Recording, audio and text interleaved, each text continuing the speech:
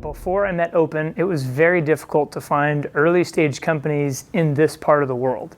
You find them in the States, it's not that hard, there's a dime a dozen. It's really hard to find people that are committed to these difficult areas of the world that also have legitimate business skills and a plan to go after a real business.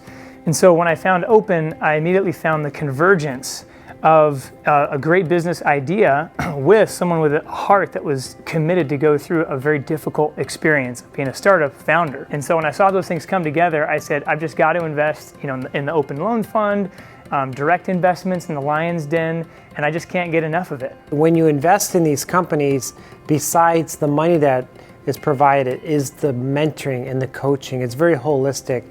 And we have personally seen companies turn around and thrive because of that involvement. It's called patient capital. It takes a lot of time and effort. In God's math, 5 plus 2, like 2 fish and 5 loaves of bread, never equals 7.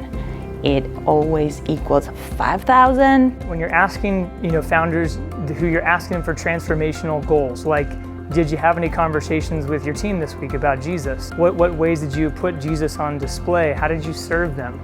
It's really convicting, because then maybe the Spirit is just prompting and asking me, hey, Patrick, how are you doing this in your work here? Where I see, the God being elevated in these businesses is really, it's not just Christians running businesses, it's really believers making disciples for Jesus in the workplace.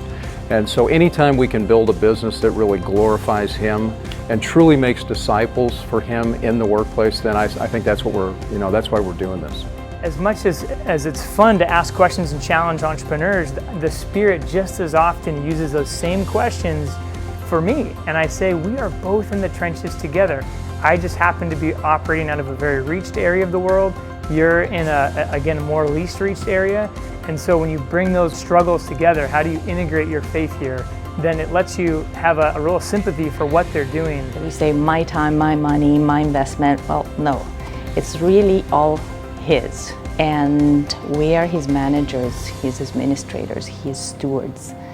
And we're going to be accountable for that, for our time, for our money, for the talents that He put in us. It's important that I'm holding the rope for those out in the least reached areas, but I also need to be on mission here.